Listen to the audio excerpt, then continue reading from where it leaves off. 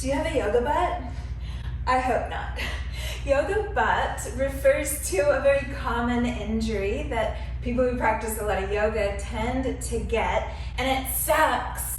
What it is whenever the hamstring tendon that connects right up to the ischial tuberosity, that's your butt bone or sit bone, becomes torn, overstretched, inflamed, and it can be really painful just to even sit down. It's sadly very common, but totally avoidable.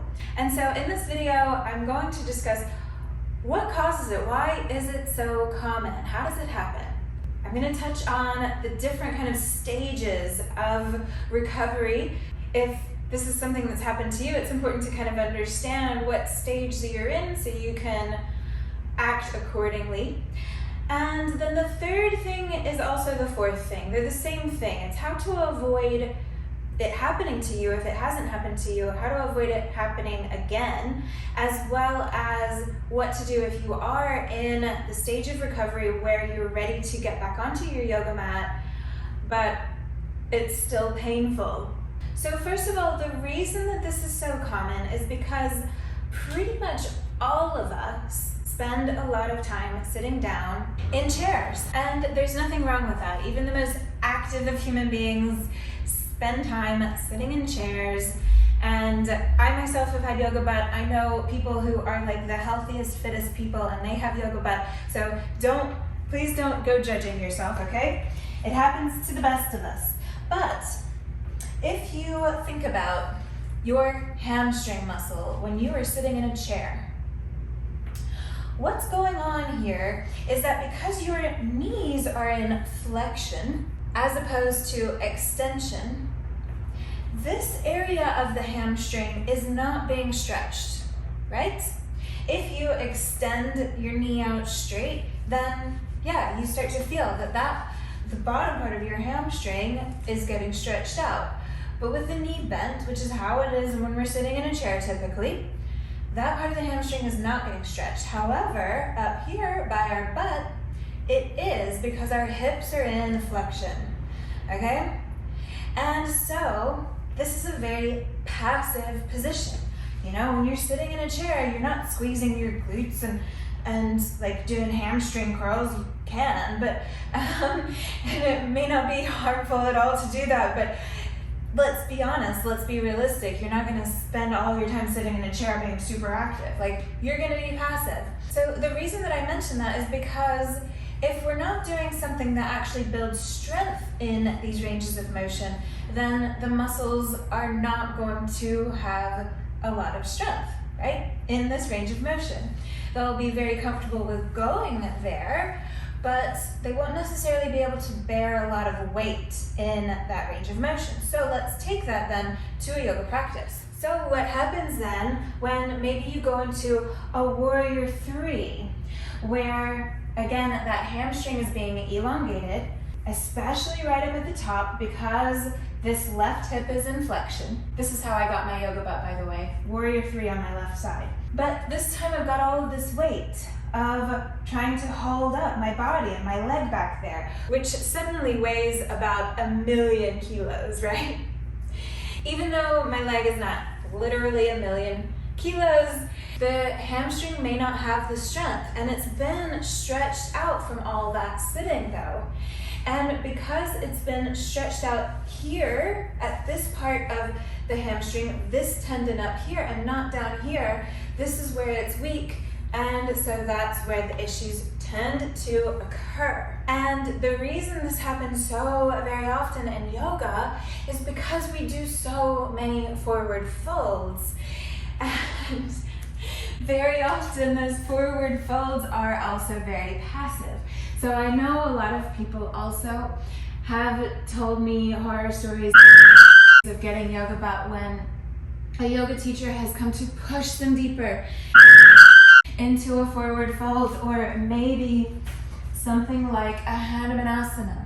So this is a reason why it's always worthwhile telling your yoga teachers not to adjust you, maybe in terms of going deeper into a posture, unless you really trust their anatomy and biomechanics knowledge.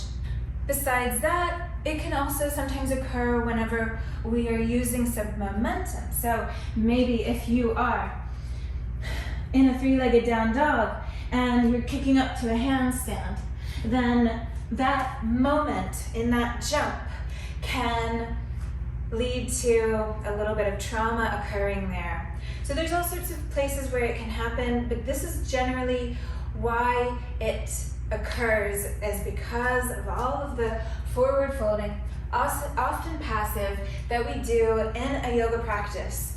And we don't typically do enough to strengthen the glutes and the hamstrings to counterbalance all of the passive forward folding. Because generally, anything that strengthens the glutes and the hamstrings is the opposite of forward folding. It's this kind of movement. Although, what we're going to talk about in this video is that you can also bring activation to build strength in flexing, hip flexion kind of positions. But before you get on your yoga mat and start going, okay, I'm ready to move, understand that if this is something that has recently happened to you, and that pain in your butt is a day old, maybe a week old, and it's still at the point where just sitting down on a chair is really painful, the best thing to do is rest. Because while it's super inflamed, while that injury is new, the most important thing that you want to do is just get the inflammation down. So ice that buttsicle of yours. Make sure you sit on nice soft surfaces and just take it easy. Stay away from anything that aggravates it. As you start being able to move a little bit more though, it's important to bring movement back to that area, because in order for it to heal, it needs blood supply, and movement helps to bring more blood, more oxygen to the area that needs healing. But also our brains will very often sort of catalog this trauma as pain that just doesn't go away even after the tissues have actually healed, if we're too fearful about moving towards that pain. So movement is medicine, basically. So that brings us to the third part of the video, how to move, how to modify your movement so that you avoid getting yoga butt or avoid getting it again, or how to move, especially if you are recovering from it. The first thing is in all of your forward bending, all of the hip flexion positions, and remember, this might mean just one side is in that hip flexion in something like this. Bend your knee. When you bend your knee, you're going to take a lot of the stretch away from that hamstring, okay? So just refrain from doing your uttanasanas with the knees straight. Bend the knees, okay? That's the most important thing you can do. If you don't watch the rest of this video, just bend your knees. But the second thing is we can look at trying to spread out the stretch of these forward bending postures and take away some of it from the hamstring and redistribute it to other areas of the posterior chain. Okay, so the first area, and this is the second thing I want you to keep in mind, is try and get your calf to do some of the stretching.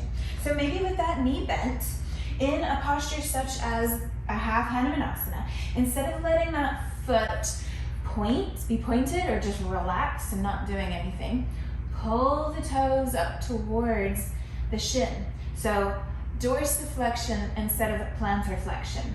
And this will help, as well as pressing the heel down into the mat, so not just relaxing, but making it a little bit active, pressing the heel down and moving your toes up. Will get your calf to begin stretching out and getting more comfortable with doing some of the elongating that is necessary for these forward folds. And tight calves is super, super common, but very often we blame the feeling that we get from tight calves on our hamstrings. So working on the calves can be super, super useful, and just bringing the toes up is one way to do that, but also just be mindful of it in other postures. So for example, when you do a standing forward fold, the tendency often is to rock back to the heels. But if you bring your weight forward to your toes, can you see the difference? Then that's going to bring more activation, and you're actually just moving ever so slightly more towards that dorsiflexion, okay? And you're going to get a little bit more elongation through the calves. Of course, when we're dealing with yoga butt, knees can be bent as much as you need to bring the pain away from the booty. But another area of the posterior chain that we can bring some of that elongation to, and so that the hamstring isn't doing all of it, is the lower back. And this is another thing that I think is not common enough in yoga. We're always being told to do our forward folding postures, pyramid pose, all of these things with a flat back or a neutral spine or a long spine. And there's nothing wrong with that. By all means, you can do those, but I think that as well as that, it can be nice to change it up. And if you're dealing with yoga butt, then absolutely do it with instead a rounded spine. So think about trying to elongate here in the lower back. And so what you can see is the tailbone is kind of tucked under. I know it doesn't look as pretty, okay? But this means that this area of my hamstring, where the issue occurs, isn't being pulled as much as if I were here. Can you see? Where my sit bone is here, this is the middle of my hamstring. Whenever I tuck my tailbone and bring elongation through my lower back instead, that gets shorter. So, in your forward folds, all of these forward folding postures, especially when you're recovering, round that lower back, tuck the tailbone under. Bend the knees, bring the toes up, right? The fourth thing, the final thing, is the activation that I talked about. And so this is just being aware of if that posterior chain, so hamstrings and glutes in particular, are just not doing any of the work, or if you can switch them on. And one area that it can be really, really fun, I think, and really useful to work into this, if you've never done it before, is nice and slowly using your hands on the front of your legs to support you, or you can even use a wall or a chair. Squeeze your glutes right at the top in your standing position and try and hold on to some of that activation. It doesn't have to be 100%, but just make sure that the glutes don't go totally squishy all the way down. And see if you can learn and train those glutes to stay a little bit active even in a forward fold. Because of course, it's easy to squeeze the glutes in their most contracted form when we go into hip extension. But we can also keep them active when they're elongated, and that is what is very necessary. When the glutes are activated, it's going to make sure that it's going to also activate the hamstrings. They work side by side. They're like best friends. They're like always holding hands on the playground. Okay, so again, these postures, pressing the heel down will help activate that posterior chain, but you can also just mindfully bring a little bit of a squeeze of the glutes in these forward folds. This especially will help prevent this yoga butt from happening in the future. And finally, you can also just not do so many forward folds. If your yoga practice involves a whole lot of forward folding, then I would consider doing something to mitigate that, whether that's just supplementing with more strength training, going to the gym, doing some hamstring curls, or maybe just finding a different yoga class that incorporates a little bit more balance to the back side of the body as well as the forward folding. If you are a yoga teacher, make sure that you're giving your students the right cues and the movements to help strengthen out the hamstrings so that you reduce the risk that one of your students will get yoga butt in you. So I hope this has been helpful for you. Over on Move with Adell, you will find a video of a yoga flow that I have filmed for yoga butt, incorporating all of these things that I've talked about.